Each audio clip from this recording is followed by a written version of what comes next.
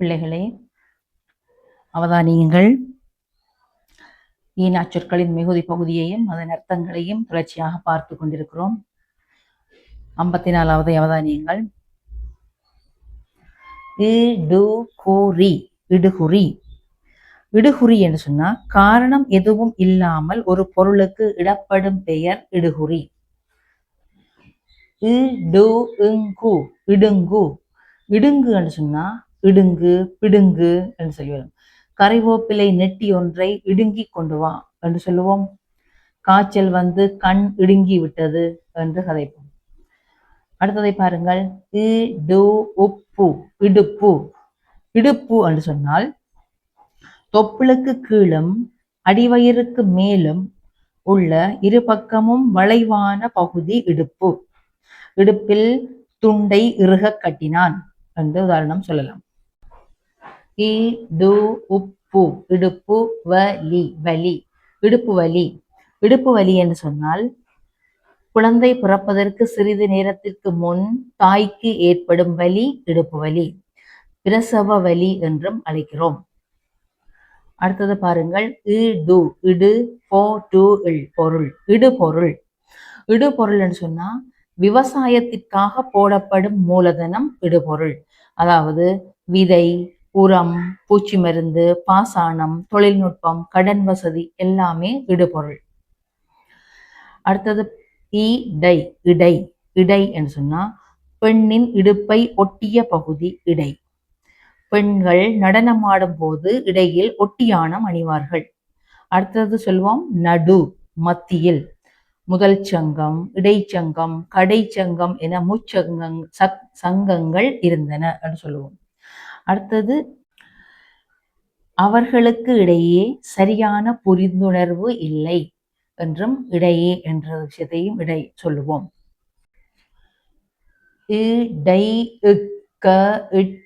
இடைக்கட்டு. இடைக்கட்டு என்று சொன்னால் வீட்டின் நடுப்பகுதி.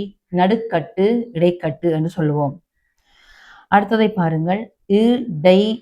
இடைக்காலம். காலம். இடைக்காலம். இடைக்காலம் என்று சொன்னால் நிரந்தர தீர்வு காண்பதற்கு முன் உள்ள நிலை. தற்காலிகம் என்று சொல்லுவோம். பண்டை காலத்துக்கும் தற்காலத்துக்கும் இடைப்பட்ட காலம் இடைக்காலம் என்று சொல்லுவோம். அடுத்ததை பாருங்கள். இடைகளி. களி. இடைகளி. இடைகளி என்று சொன்னால் அது ஒரு அருகி வரும் வழக்கு. அருகி வரும் வழக்கு வீட்டின் வெளி வாசலுக்கும் உள் வாசலுக்கும் இடையில் உள்ள பகுதி இடைகளி. வீட்டின் உள்வாசலுக்கும் வெளிவாசலுக்கும் இடைப்பகுதியை சொல்லுவோம் இடைகளி என்று சொல்லுவோம்.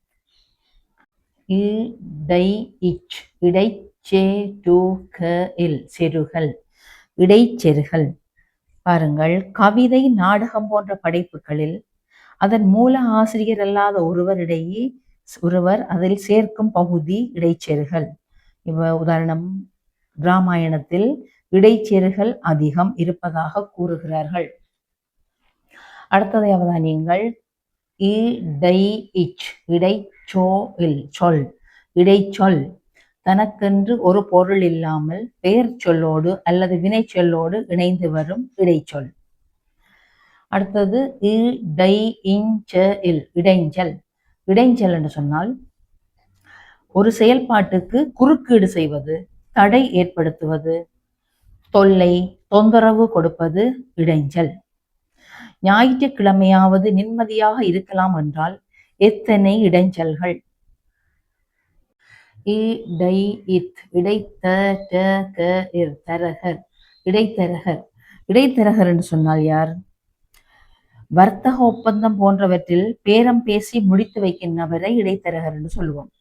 ஆடு வாங்குறதாக இருந்தாலும் இடைத்தரகர், மாடு வாங்க இடைத்தரகர், காணி வாங்க இடைத்தரகர், கல்யாணம் பொறுத்த இடைத்தரகர், கார் வாங்க இடைத்தரகர், வெளிநாடு செல்ல இடைத்தரகர் என்று அப்படியே இடைத்தரகர் பட்டியல் நின்று கொண்டே செல்லும்.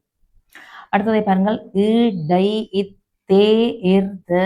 இடைத்தேர்தல். இடைத்தேர்தல் என்று சொன்னால் ஒரு தேர்தல் தொகுதியிலிருந்து ஒருவர் விலகினாலோ அல்லது ராஜினாமா செஞ்சாலோ அல்லது இறந்தாலோ அந்த தொகுதியில மீண்டும் அந்த நபருக்கு பதிலாக இன்னொருவரை தெரிவு செய்வதற்கு வைக்கப்படும் தேர்தல் இடைத்தேர்தல் என்று அழைக்கப்படும். அடுத்ததை பாருங்கள், இடைநிலை. இடைநிலை. இடைநிலை என்று சொன்னால் மேல்நிலைக்கும் கீழ்நிலைக்கும் இடைப்பட்ட நிலை இடைநிலை. இடைநிறுத்து. இடைநிறுத்து. இடைநிறுத்து என்று சொன்னால் தற்காலிகமாக நிறுத்தி வைத்தல். இடைப்பட்ட. இடைப்பட்டன்னு சொன்னா இரண்டு இடத்துக்கும் நடுவில் அல்லது இரண்டு காலத்துக்கும் நடுவில் என்பது இடைப்பட்ட. வீட்டுக்கும் அலுவலகத்துக்கும் இடைப்பட்ட தூரம் சுமார் 5 மைல் என்று சொல்லுவோம். அடுத்ததை பாருங்கள், இடைமறி. இடைமறி. இடைமறி என்று சொன்னால் குறுக்கிடுதல். இடைமறித்து பேசினால் சொல்ல நினைத்தது மறந்துவிடும் என்று சொல்லுவோம். அடுத்தது இடைமறித்தல்னா வழிமறித்தல். சாலையில் போய்கொண்டிருந்தவர்களை இடைமறித்து கொள்ளையடித்தனர் என்று சொல்லுவோம். இடைமறி, வழிமறி எல்லாம் ஓகே.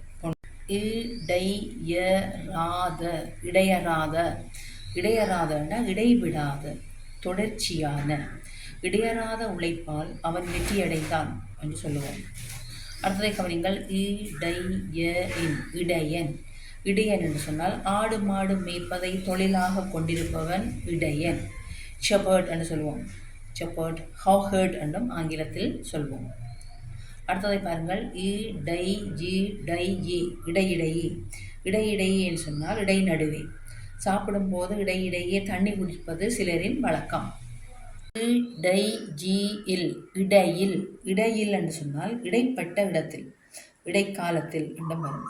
9க்கும் 10க்கும் இடையில் தபால்காரன் வருவான் என்று சொல்லுவோம். அடுத்ததையாவதா நீங்கள், இடையினம். இடையினம் என்று சொன்னால் மெய் எழுத்துக்களில் 3 பிரிவு இருக்கு. அதில் வல்லினம், மெல்லினம், இடையினம் என்று சொல்லுவோம் தானே. இடையினத்தில் என்ன? இ, இர், இல், உஃப், இள், இள், ஜரள, வளல என்று சொல்லுவோம். அடுத்தது இடையீடு. இடையீடு. இடையீடு என்று சொன்னால் குறுக்கீடு. ஒரு குறுக்கீடு செய்தல். இடையூறு. இடையூறு. இடையூறு பண்ணுறதுண்டா இடைஞ்சல் பண்ணுறது, இடைஞ்சல் கொடுக்கிறது. அடுத்தது இடையே. இடையே. இடையே என்று சொன்னால் இடையில். அடுத்தது இடைவெளி. இடைவெளி. இடைவெளி என்று சொன்னால் நடுவில் உள்ள இடம் இடைவெளி. இடைவிடாத. இடைவிடாத. இடைவிடாமல். இடைவிடாமல். இடைவிடாத, இடைவிடாமல் என்று சொன்னால் தொடங்கியதிலிருந்து தொடர்ச்சியாக நடைபெற்று கொண்டிருக்கிறது. 3 நாட்களாக இடைவிடாமல் மழை பெய்து கொண்டே இருக்கிறது என்று சொல்லுவோம். அடுத்தது இடைவேளை. இடைவேளை. இடைவேளை திரைப்படம், விளையாட்டு, அலுவலகம் முதலியவற்றில் உணவு, தேநீர் முதலியன அருந்த தரப்படும் ஒரு குறுகிய நேர பொழுது இடைவேளை, ஓய்வு நேரம், ஓய்வு வேளை என்றும் சொல்லுவோம். இணக்கம். இணக்கம் என்று சொன்னால் பொருத்தம், இசைவு.